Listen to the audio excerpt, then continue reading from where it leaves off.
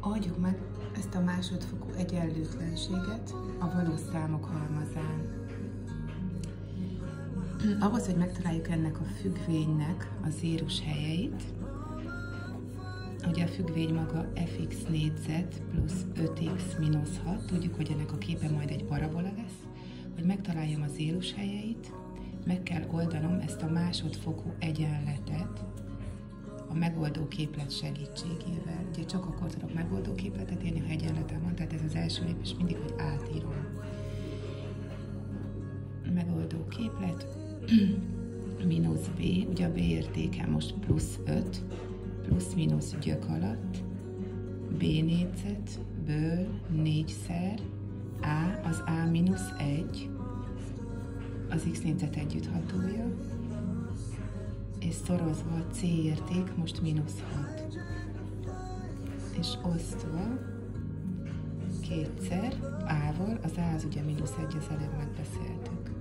Tehát akkor mínusz 5 plusz-mínusz, mínusszal, mínusszal, mínusz az mínusz, ez itt mínusz 24, és 25-ből ki kell vonnom a 24-et, az éppen 1, egynek a gyöke 1, osztva mínusz 2-vel.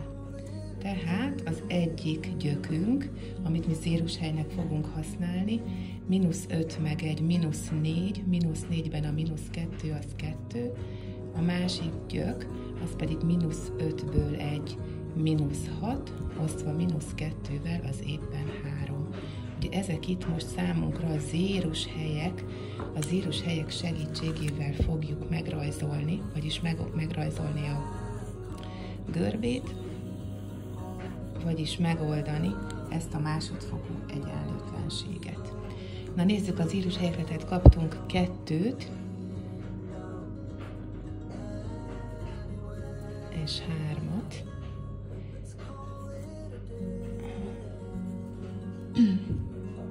Ugye mindig az x-tengerre olvassuk le a megoldást. Ez nagyon fontos, hiszen az x az ismeretlen. Na nézzük, ugye tudjuk, hogy a másodfokú függvényünk grafikonja egy parabola, már csak az a kérdés, hogy mosolygós vagy szomorú, tehát minimum vagy maximum van, hogyha az a értékünk kisebb, mint 0, hiszen most az a ugye mínusz 1, akkor maxima van ennek a parabolának, vagyis valahogy így rajzolom. Azt kell megnéznünk, az volt a kérdés, hogy ez mikor kisebb vagy egyenlő, mint 0. Mikor kisebb vagy egyenlő a függvény grafikonunk, mint 0.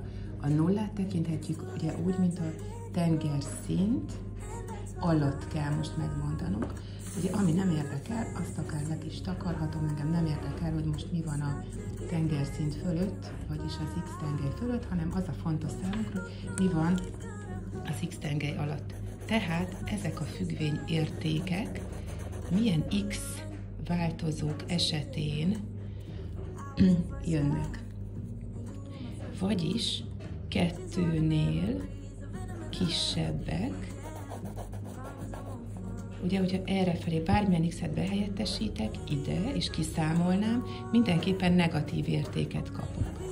Hogyha ezek közül az x-ek közül válogatnék, ugye láttuk, hogy ezen a részen vannak a függvény értékek az x-tengely alatt, tehát ha innen válogatom az x-eket, mindenképpen itt is negatív függvény értékek kaptuk végig.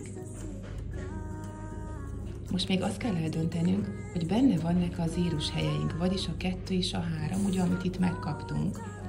De ugye tudjuk, hogy a zérushelyek éppen itt nullává válnak a függvényértékek, tehát most benne vannak. Akkor van tömör karika, hogyha megengedi az egyenlőt. Hiszen az egyenlőt kiszámoltuk, ugye, hogy 2-nél és 3. Ha az x2, akkor pontosan ez a függvényérték.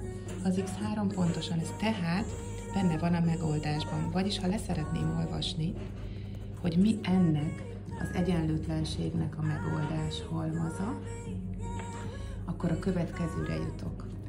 X eleme, ugye x tengerről olvasok le, hiszen az x-et keressük, mindig az x tengerről olvasunk le. X eleme, elindulok erről mínusz végtelentől, megyünk 2-ig, és a 2 most zárt, benne van a 2, tehát bezárom, mert az egyenlőséget kérték. Kisebb egyenlő legyen. Az egyenlőség miatt benne kell, hogy legyen a 2.